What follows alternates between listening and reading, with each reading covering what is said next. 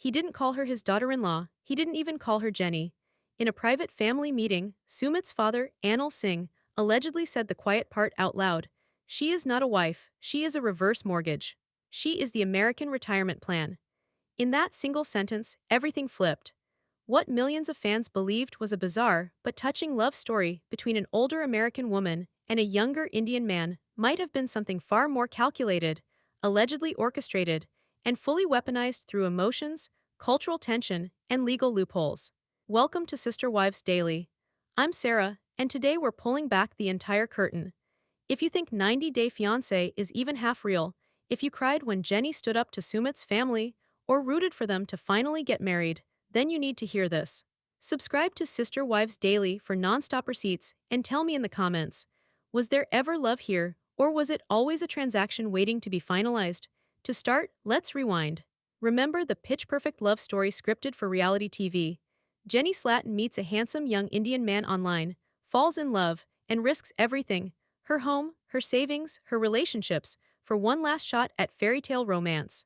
Sumit, the guy on the other end of that chat window, says he worked at a call center, claims he can't resist her smile, says he's trapped in a traditional family that won't accept their age gap. He cries on cue, he promises marriage. And every time heartbreak looms, a new promise keeps her hope barely alive. But now, documents and taped conversations suggest that what looked like cultural resistance and forbidden romance may have been closer to a business pipeline, allegedly masterminded by Sumit's own father. The plan: target a specific type of woman, isolate her emotionally, build a story she can't resist, then bleed her dry financially, psychologically, and emotionally. Jenny wasn't just in a love triangle. According to whistleblowers, she was sitting at the center of an extraction strategy more strategic than emotional. This theory doesn't come from Reddit speculation or fan conspiracies. Multiple insider sources, including a woman who once worked in the Singh family's export company, have come forward. She allegedly saw financial ledgers that categorized Jenny's money not as gifts or support, but as strategic asset pull tranches. Her reports expand on a picture painted with cold language, wire instructions, shell corporations, multi-step laundering procedures. Instead of old-school scams, this sounds closer to a corporate play. And Jenny, she allegedly wasn't the fiancé, she was the target. What's making all of this explode now is timing. Jenny and Sumit finally tied the knot after years of resistance from his parents. On screen, it looked romantic, as if love triumphed in the end. But behind the scenes, amid mounting investigations, emerging legal filings, and the alleged confession of Sumit's own brother, that wedding looks less like a reunion and more like a deadline. One final move in a long game that began back when Sumit wasn't even using his name online. Because that part's verified. Sumit started this relationship under a fake identity. His online alias was Michael Jones, supposedly a male model from England. Jenny would later say she felt catfished, but forgave him because love finds a way, right? Except now, that persona looks less like a lie from loneliness, and more like phase one of a formal strategy. Sumit was tasked with offering the fantasy, playing the long game, and testing her level of emotional dependency. It's what made Jenny cancel her lease, drain her 401,000, and move across the globe for a man whose family allegedly never had any intention of accepting her. It didn't start as love. If these sources are telling the truth, it started as research.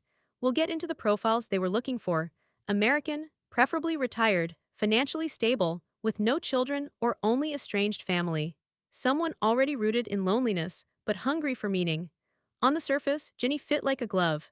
But what's wild isn't just how well she slotted into their equation, it's how actively she may have been guided to get there. Because here's where things get darker. If these allegations are true, every televised family conflict didn't represent chaos, they were calculated. Anil plays the disapproving father. Sana, the mother, cries, pleads, begs her son to choose real marriage. And Sumit gets to be the loyal rebel, the one who gave everything for love. That entire emotional arc not only earned sympathy, it reportedly extended the engagement window, which meant more time to squeeze support payments, make fresh withdrawal excuses, and keep the marriage just out of reach until the final payout was secured. If you felt frustrated watching them delay the wedding for years, now you know, those delays might have been the most productive phase of all.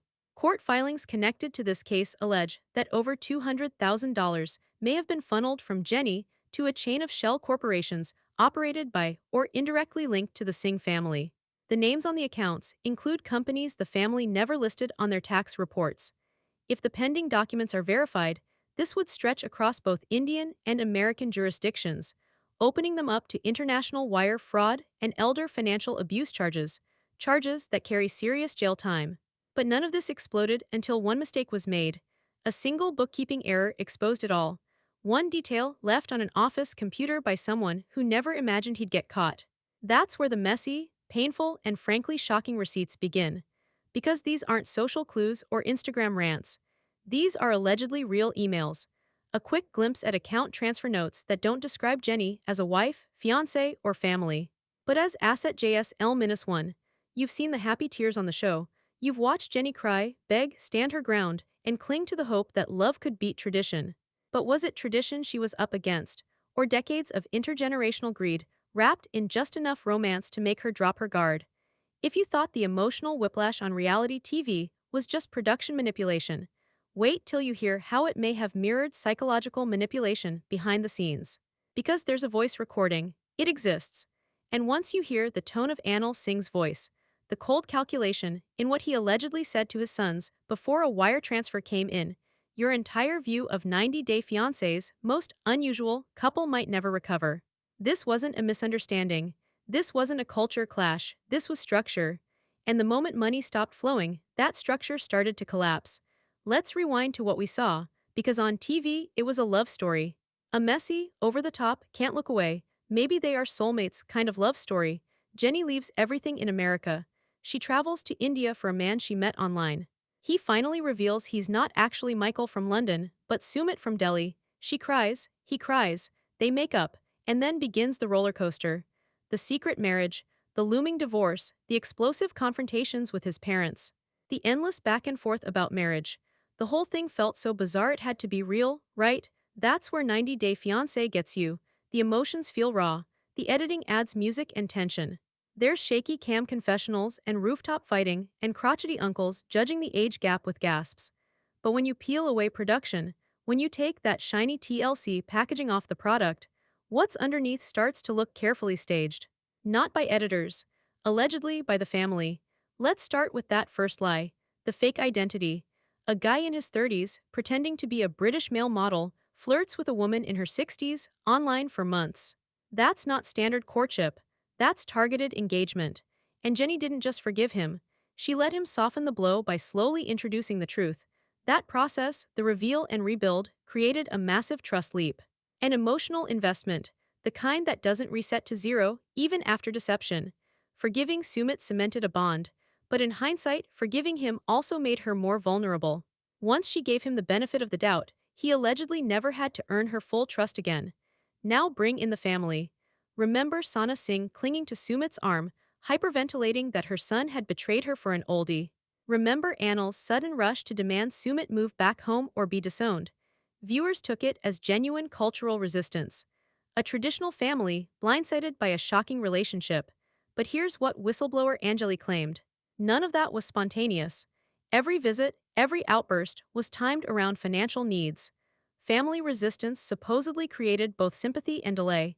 Sumit could tell Jenny they couldn't marry yet, she'd wait. Meanwhile, life continued with her footing the bill. New apartments, visas, legal fees, clothing, loans, emergencies. Emotional damage was repackaged as love's cost. Viewers thought marriage was being denied because of age. Allegedly, it was postponed because of profit. What looked like heartbreak on TV might have been strategy dressed in tears. Track their timeline and match it up with real filings, and patterns start to show. The biggest arguments with Sumit's parents coincide with spikes in money allegedly wired from Jenny's accounts. Major reveals, like Sumit's still ongoing first marriage, coincided with larger transfers. It starts to read less like coincidence and more like cause-effect repetition. Even the infamous scene where Jenny storms out because Sana tells her, "You are not my age, you are older than me," hits different now. In Lifetime, it felt shocking. Cruel but sincere. Now you wonder, was it designed to yank out that emotional low point Jenny always hit before giving in again? Take Sumit's breakdown in the lawyer's office. Breathless, desperate, shaking. Telling Jenny he'll kill himself if his parents disown him again. It's intense. But Sumit's brother later testified that moments like that were sometimes rehearsed, that Anil would coach them on phrasing. That triggering pity wasn't an accident, it was allegedly the plan. The more fragile Sumit seemed, the more Jenny melted. He needed her, he chose her over his culture. When someone makes you feel like their lifeline, you'll fight harder for them than you would for yourself. That, right there, is the power dynamic this entire relationship may have hinged on. And emotional leverage that's strong doesn't play out only in romance. It's a tactic used in con artistry. TV gave us a cartoonish villain in Sana, the overbearing mother who just couldn't let go. But Jenny wasn't her actual rival, Control was. If the allegations are true, Sana wasn't trying to protect her son. She was helping manage the storyline, dragging the drama to justify delay after delay. Her resistance gave Sumit a shield. They couldn't marry, not because he didn't want to, but because he wasn't allowed. If the audience believed that, Jenny probably did too. Watching her get her hopes up, only to be knocked down again and again, it stopped being tragic and started feeling cruel. But oddly enough, the cruelty kept pulling her in deeper. Reality TV loves to blur those lines. But this wasn't fictional. Jenny was living it for real, and depending on these allegations, it was being written for her. And then there's money. Not the random dinner costs or rent. We're talking large transfers. Withdrawals from a partial 401,000. No marriage certificate. No legal tie. Just trust. Blind, unconditional, and weaponized. Every few episodes, Sumit would do something sweet. Hold her hand. Stand up to his mom. Say, I love you for the millionth time. Those gestures scanned as progress. But even emojis can feel like evidence when someone's starving for affirmation. Because Jenny wasn't just buying time. She was financially floating a relationship while fighting every instinct telling her something didn't add up. The real question we should have asked wasn't, why won't they let them marry? It was, who benefits from the delay? So many fans begged Jenny to walk away. So many moments teetered on goodbye, but longing blurs boundaries. Confusion starts to feel familiar. And sometimes, the longer someone hurts you, the more you tell yourself you've already risked too much to leave now. Sumit once told Jenny tearfully, without you, I am nothing. At the time, it sounded romantic. Through this new lens, it sounds like a ledger waiting to close. The show sold us love-breaking tradition. But what if tradition was a smokescreen? What if the whole point was always about Jenna staying just long enough to not notice the missing pieces? It's not that nothing was real. It's that what felt most emotional may have been the most carefully controlled. At what point does vulnerability become currency? At what moment does a relationship stop being love and start being a business deal in slow motion? Jenny Slatten wasn't a celebrity when she met Sumit. She was a retired Palm Springs grandmother, quietly active on Facebook, sharing sunsets, recipe videos, and the occasional selfie with a big hopeful smile. She lived alone. No children in the picture, divorced, her world was small but steady. The kind of life that's peaceful on the surface and lonely underneath. No chaos, just silence, until someone calls you beautiful, every day, like they've been waiting their whole life to find you. That's what Sumit offered. Attention, consistency, romantic fantasy. Every emotional button pushed at exactly the right moment. She posted love-struck photos when she first went to India, not just couple pics but gushing captions. She believed what she was living was rare, a miracle, a second chance served late, and who would doubt her? She was leaning into joy at a stage in life when most people start winding things down. For her, it was the opposite. A whirlwind of colors, cultural immersion, shock, and vow after vow that love was real. And if behind all that was something darker, it works better when the person on the other end never suspects it. Jenny wasn't scammed in the stereotypical way people imagine. Nobody asked for gift cards or PayPal decrypt codes. She didn't wire money to a Nigerian prince. Instead, she walked into a relationship that looked and sounded like a rescue mission for both of them. He needed love. She needed purpose. But when you strip away the packaging, she had a profile that matched exactly what fraud prevention experts warn about. Elder financial abuse doesn't start with threats, it begins with affection. The most common targets, women over 60, emotionally isolated, with assets they manage alone. According to the National Center on Elder Abuse, perpetrators often gain control not through lies, but through sincerity, expressed love, faked vulnerability, and building intense emotional connection that encourages dependence. The moment they sense the victim has more to lose than to gain, they're in. In Jenny's case, all of those boxes allegedly got checked. She had a retirement fund. She had no heirs who could interfere or ask invasive questions. Her support system looked thin on paper. What's key is not that she was old or naive, she wasn't. She was someone looking for love, who happened to have access to capital, and who didn't expect danger to come wrapped in hugs. That's what made it scarier. Because in every season they appeared together, you saw it, Jenny holding onto Sumit like he was her only anchor. If she doubted him, she always circled back. She forgave things many women wouldn't forgive once, let alone 3 or 4 times. But complete emotional investment sets in before logic has a chance to get footing. And that's what the alleged scammers count on. And the manipulation. It didn't look ugly, it looked protective. I don't want you to get hurt, Sumit would say, or my parents will never understand. He didn't yell at her, he softened, teared up, guilted her subtly, suggested that if she left, her dreams would crash and he'd be alone forever. That pressure is silent, you don't see it happening. But slowly, he positioned himself as her one stability in a world that already told Jenny she was past her prime. It's a popular tactic in cross-border romance schemes. The victim is placed at the center of their partner's emotional survival. If they stay, they're a savior. If they leave, they destroy someone they love. According to a Stanford psychology study in 2021, this concept is called empathy entrapment, where the victim conforms to the abuser's needs out of perceived moral responsibility. It doesn't feel like control, it feels like being needed. He allegedly reinforced that image again and again, especially at critical moments, right before asking her to dip into her savings, right after promising marriage was still in play.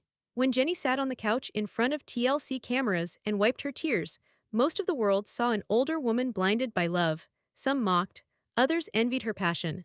Almost no one paused to ask if those tears were also the result of being trapped in a cycle where leaving would mean admitting the last decade of your life might have been a lie.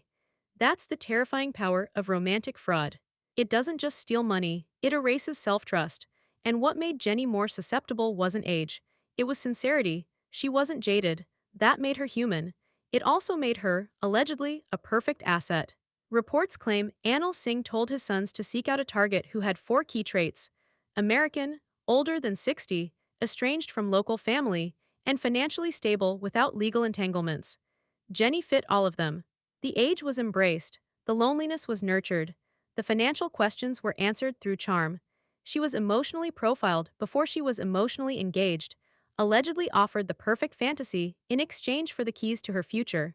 But as lonely as Jenny was, as committed as she stayed, here's the twist the family didn't expect. She wasn't the only one being played. From the outside, the Singh family looked like your traditional, middle-class Indian household. Soft-spoken father, strong-willed mother, 2 sons on different life paths, a humble export business, nothing flashy, nothing criminal, just a modest family navigating cultural values in a modern world. But from what whistleblowers and insider files now suggest, that quiet facade may have covered a well-oiled financial machine.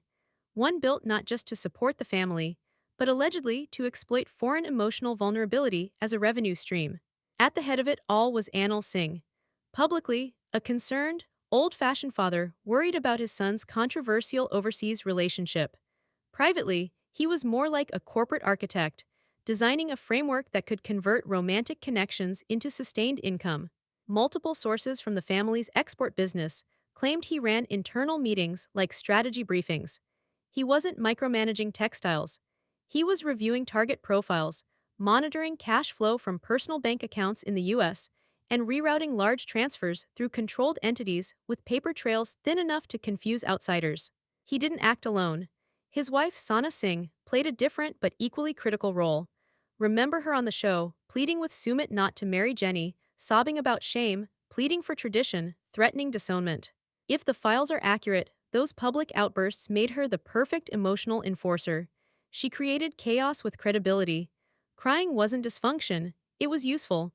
It set the tone of sacrifice, it bought time. And as Anjali, the bookkeeper who would later expose the files, allegedly said, Sana made Jenny feel like she was always one approval away from being family. That approval never came, because it was never meant to. Then there's Sumit's brother Amit, the quiet one. Viewers barely saw him across the years, but court documents and whistleblower notes place him at the core of the financial operations. He allegedly handled the shell companies, opened LLCs, signed the digital transfers, maintained the spreadsheets that turned Jenny's emotional wire transfers into business-class transactions. Under his name, Several phantom companies were created with similar branding to the family's legal export firm. Jaipur Gem Holdings, Singh Global Textiles, Rajasthan Realty Partners. On paper, they sounded like subsidiaries.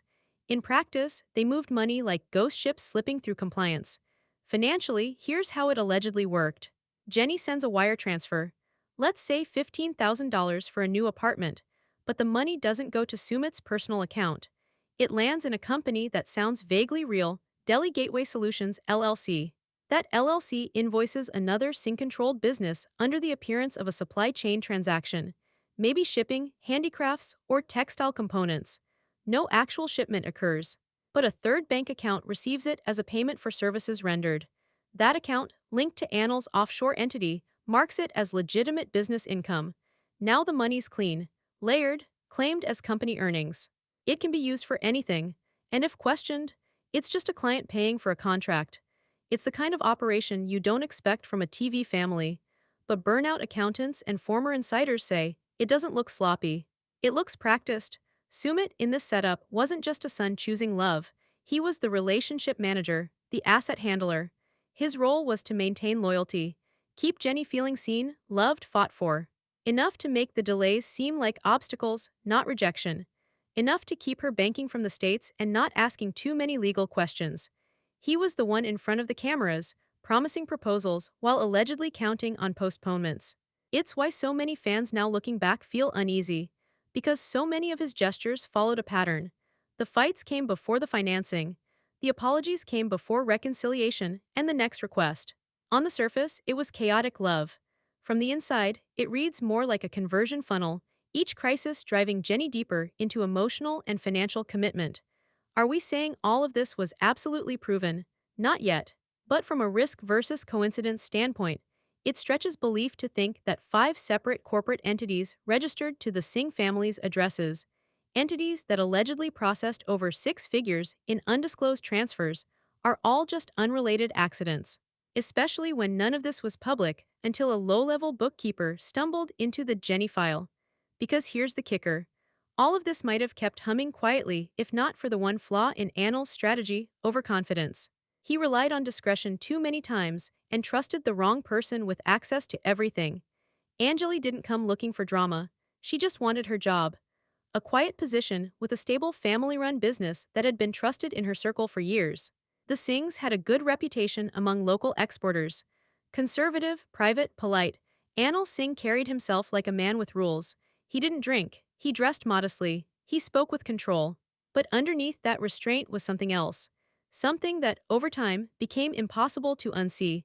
As the family's bookkeeper, Anjali wasn't part of their personal life. Her job was numbers.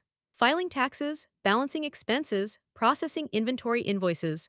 But over 7 years, she noticed patterns. Shipments no one ever confirmed. Shell companies no one seemed to work for. Accounts opened in Amit's name with addresses no supplier recognized. Odd, she thought, but it wasn't her business until it became Jenny's. It started late one night, long after normal hours. Anil had called her into the office under the pretext of wrapping up end-of-quarter revisions. She was tired. Her toddler had a fever, but she showed up. Loyalty mattered. She knew Anil didn't like carelessness. If you caught a mistake, you fixed it without asking questions. That evening, his laptop was open. The spreadsheet on screen wasn't labeled like the others, no client names, no invoice numbers. It was dated, but instead of costs or sales, it listed transfers. Dollar amounts, USD, under a column marked JSL-1. She shouldn't have looked. But it was there, bold yellow cells with notes like Phase 1, Asset Onboarding, and Projected Benefits Payout, $1.8 million est, cumulative. Her heart stopped when she saw the name buried in the fourth tab, Jenny Slatten. What hit her wasn't the money, it was the language. The correct dates, personal withdrawals labeled like investment rounds, cash identified by aliases. The whole setup read less like a ledger and more like an acquisition plan. For weeks, she said nothing. She took photos with her phone late at night once Anil left the office. She copied backups of folders into private, offline drives, not because she had a plan, but because she didn't know how far things went. She just knew something was off, and it was about more than taxes. The final trigger came the night of the family meeting. She was at the Singh home for what Anil told her was an annual financial review dinner. Chicken, paperwork, a few receipts. Nothing formal, nothing unusual, she showed up, polite, an outsider treated like staff, always kept on the edge of conversations. Around 10 p.m., Anil announced they were done. She stood to leave, left her purse on a side table for a moment to grab her shoes from the front door. What she didn't plan for, what Anil couldn't have known, is that she had her digital voice recorder running, still sitting in that purse. She said later it had become her habit. Not for betrayal, just for protection. She never imagined it would record the singular, devastating moment when everything clicked into place. When she listened to it that night, her limbs went cold. Anil wasn't talking about income or exports. He was lecturing his sons. His voice was low, flat, deliberate. He spoke like a man disappointed not in failure but in sloppiness. "You two do not understand," he said. "This is not about love, it is about business. The American woman is not a prize, she is a resource." There was a pause, a cough, then Sumit's voice asking softly, "But what if she leaves?" That's when Anil responded with the line that would become infamous. "She is not a wife, she is a reverse mortgage. She will pay out for years. And then, when it's done, we retire. She is the asset. You don't marry an asset for romance, you manage one for return." The words might have been quiet, but they landed like a grenade. Anjali said she listened to that tape over and over, not because she needed to understand it, but because she couldn't believe it. This wasn't a careless joke. This was a family strategy meeting in real time. A guidebook on how to handle emotions like transactions. How to keep Jenny emotionally exhausted and financially invested, right up to the final phase. Moving her to a remote location in India after marriage, structured to isolate and consolidate trust. She didn't sleep for days. What haunted her most wasn't how cold the plan was, it was how specific it seemed to be. In that room, Jenny wasn't being discussed as a daughter-in-law, or someone they quietly disapproved of. She was being broken down into future yield, a financial roadmap, love as liability, intimacy as leverage, marriage as cover. Anjali resigned quietly 2 weeks later. She knew if she left loudly, they'd come after her. But the seed of fear had been planted. She hadn't just seen the paper trail, she'd heard the intent. And that recording, that was only the beginning. It wasn't the last straw, it was the first domino. Amit was never meant to be the face of anything. While Sumit courted chaos on camera, Amit stayed tucked behind spreadsheets, passwords, and paper trails. He was the quiet executor, the one who understood the system better than anyone else in the family, because he built half of it. If Anil was the brain, Amit was the hands. So when boxes of financial documents started surfacing, and Anjali's leaked tape began whispering its way into private inboxes, he knew exactly how much was at risk, and exactly who would be blamed first. He saw the mistake his father made, not just trusting people like Anjali, but assuming they wouldn't ever talk. That level of arrogance works when there's no paper trail, but this wasn't a casual con. It was layered in wire transfers, phony invoices, and company registrations that all traced back to Amit's name. His signature was on 5 LLC formation documents. His contact details linked nearly a dozen draft contracts. The problem wasn't what he signed. The problem was what those signatures could suggest in court intent. That's why when law enforcement started circling, Amit flipped. According to early case summaries emerging from financial investigation reports, Amit was offered a plea deal in exchange for full cooperation. In return for reduced sentencing, he would hand over everything: names, dates, transfers, internal records, and detailed descriptions of how the operation evolved. What prosecutors got in return was far more than just compliance. They got a window into years of alleged digital deception. Amit's testimony laid it out plainly. Jenny wasn't the first woman targeted, but she was the most successful campaign, the only one who made it far enough to marry. Previous attempts, he claimed, fizzled when prospective marks showed too much family interference. One woman asked too many tax questions. Another had adult kids who flagged the inconsistency in replies. Jenny, however, was engaged without distractions. Isolated, consistent, open, emotional. That's when, according to Amit, the plan shifted from opportunistic to systemic. He explained how the family began writing out emotional escalation outlines for Sumit to follow. Not word-for-word scripts, but behavioral flows. If Jenny threatened to leave, cue panic. If she asked about money, reframe it with guilt. If she started to doubt him, pull back emotionally, create space, then flood her with assurance. Each turn followed a pattern that almost always ended with another financial concession. Pay rent here, cover legal documents there. The pressure wasn't loud, it was relentless. And it wasn't just in what Sumit said, It was when he said it. Amit confirmed that during family meetings, Sumit was specifically coached on timing. Wait long enough to let Jenny panic. Then toss her a small gesture of affection when she's at her most uncertain. Ride that emotional high into another cash ask. Repeat. The cycle would be paused only when Jenny was low on funds, or when production schedules required alternate storylines. It was manipulation through cortisol. Stress, calm, love. The most damning part. Some of the money used to execute these pressure strategies, including the cost of continuing to fight his fake divorce, came from Jenny's own funds. According to Amit, they used a portion of Jenny's early wire transfers to front a dowry payment for Sumit's first arranged marriage. Yes, the same secret marriage that shocked audiences and brought Jenny to her knees. She had unknowingly funded it. Let that sit for a minute. He also shared dozens of WhatsApp screenshots, messages between family members planning responses to specific Jenny situations. Who should call when she cries? When to deny knowledge of a transfer problem? How to word objections so they sounded cultural instead of strategic? The level of detail read more like brand management than marriage. But the biggest revelation in Amit's confession wasn't in the receipts. It was the emotional one. He said Sumit knew what he was doing. Maybe not at first. Maybe he thought this was a game, or a fantasy that would burn out.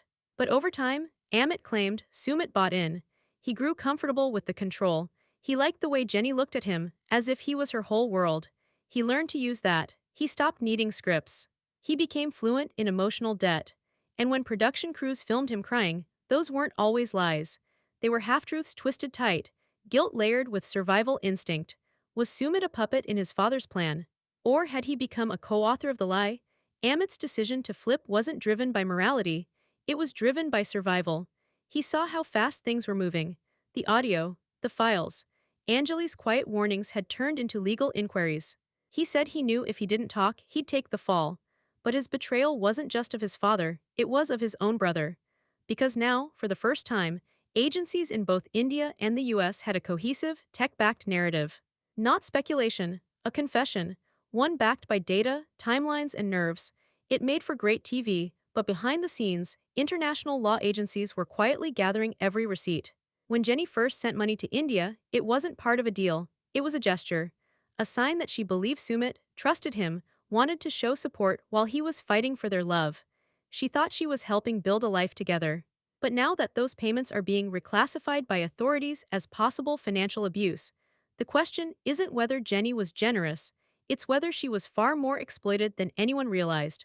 In the state of California, elder financial abuse is not just a slap on the wrist, it's a felony. Once the alleged victim is over the age of 65, the law assumes a higher level of vulnerability and punishment escalates. Jenny, now in her early 60s when the first wires were traced, crossed into the protected age range shortly after the relationship became public. That means any money moved from her American bank accounts to foreign entities under false, emotional pretenses can legally qualify as abuse. Emotion doesn't shield intent.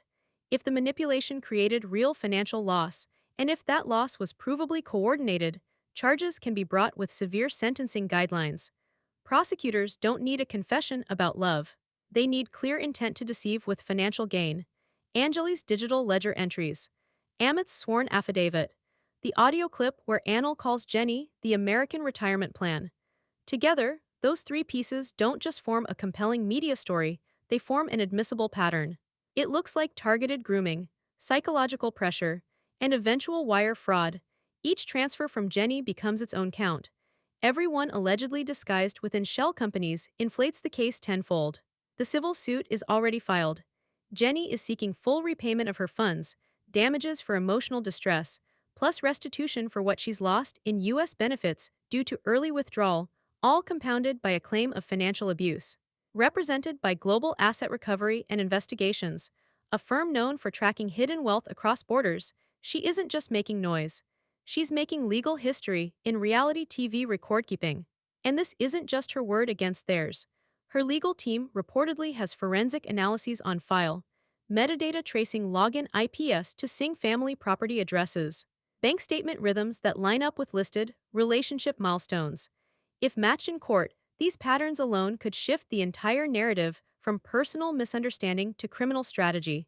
On the criminal side, the Department of Justice has already opened a case under U.S. wire fraud statutes. Charges include cross-border financial deception, elder abuse, conspiracy to defraud, and money laundering. Each count carries years in prison. And in conviction stacking, where charges are combined per incident, penalties aren't merged, they multiply. Even without extradition, the Department of Homeland Security and Indian Enforcement Directorate are working cooperatively under joint financial crime frameworks. A growing number of international fraud treaties allow both countries to share known aliases, cross-check bank movements, and freeze suspected money tied to the operation. According to early filings, some of the Singh family's known properties are now under pending seizure review, including rental units listed under Amit's name and business-linked warehouses in Jaipur flagged for shell coordination. Jenny isn't alone now. Advocates for elder protection are watching closely. The show may have painted her as naive, but in legal circles, she's the central figure in one of the highest-profile elder abuse cases involving a reality TV participant. It's not just about restitution anymore, it's about precedent. Still, underneath the layers of banking audits and legal language sits another question, the one nobody can answer with a filing. Does any of this fix what she lost? Because for Jenny, the endgame wasn't a courtroom. It was a home. A love story that made no sense on paper but felt real enough to leave her life behind for. Sometimes, the loss isn't just in dollars, it's in identity.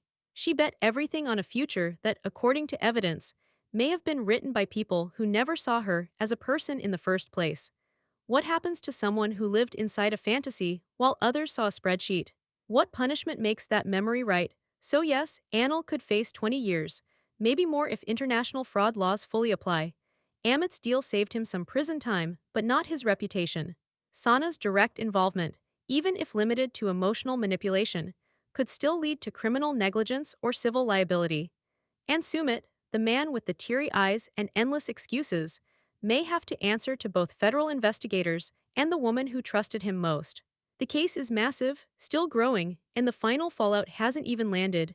Everyone involved is silent now. No press, no TikToks. The oxygen has been sucked out of the circus. But all of it, every dollar moved, every text logged, every promise broken, is heading for one place. The trial hasn't even begun. And the show might still be trying to spin the romance angle. Sometimes the loudest red flags aren't bright. They're quiet. They come wrapped in words that sound like love, gestures that feel like reassurance, and promises so perfectly timed they seem like fate. Jenny's story isn't just about a relationship gone wrong. It's about how far someone will go to believe in something they need to be true. And how easy it is to mistake control for care when you're isolated, tired, and grasping for hope in a world that keeps telling you your best years are behind you. Because what Jenny faced doesn't start with a bank transfer. It starts when you're made to feel small until the only person you trust is the one minimizing everything outside the relationship. That's how manipulation grows, slowly, warmly, disguised as loyalty. And when you wake up to it, it's not just the betrayal that hurts. It's the time you can't get back. There's a reason stories like this hit so hard. Not because it's rare, but because versions of this play out everywhere, quietly, without cameras, without cash, but with the same emotional injuries that can take years to name. The most effective con artists don't jump out of the shadows. They walk in through the front door, carrying love in one hand and paperwork in the other. Jenny was judged harshly by audiences when the show aired. People said she was desperate. Others called her delusional. But what so many missed was how calculated vulnerability can become when it's turned into a business. If this case follows through as outlined, she wasn't desperate, she was profiled, recruited, isolated, and emotionally guided toward handing over her life $1, one promise, one delay at a time. That isn't foolishness. That's coercion wrapped in romance. There were warning signs, maybe, lies that didn't line up, love words that felt wooden, delays that should have been dead ends. But when you're trapped inside an emotional roller coaster, built to break your expectations, and then give you just enough hope to keep riding, red flags blur. Everything feels urgent. Everything feels like it might work if you just try a little harder, wait a little longer, hold on just one more time. That's not just how scams work. That's how trauma bonds are built. Think about how long Jenny stayed. How much she gave up. How many times she explained things that didn't make sense. If this truly ends in fraud convictions and jail time, as the mounting evidence suggests, then this wasn't merely about money. This was emotional theft stretched over a decade. Legal systems will rule on the finances. But the emotional toll, The part that never shows up in accounting may be the biggest damage of all. But here's where it matters most. Jenny's story doesn't have to be a cautionary tale. It can also be a wake-up call. For anyone who's ever stayed longer than they should have, believed someone because the idea of losing them felt worse than the fear of being wrong. For anyone who's ever noticed the inconsistencies and looked away because confronting them meant losing more than love, it meant losing identity. You don't always see abuse coming. Sometimes it compliments you. Sometimes it makes you laugh. Sometimes it flies across oceans to marry you on TV. The goal isn't to shame women like Jenny, it's to stand with them. To say we see the patterns now, that we won't confuse drama with devotion. That we'll start asking ourselves harder questions when the love starts costing too much peace. And if your gut tells you something's wrong, even if it looks perfect to everyone else, it's okay to believe yourself first. Because real love doesn't require you to empty your savings or question your worth just to keep it. Jenny's still rebuilding. What was supposed to be her fairy tale turned into public heartbreak. But she's not the only one rechecking the receipts on what she thought was love. Because Jenny might have been called a retirement plan, but wait till you hear what Angela just admitted on Facebook Live.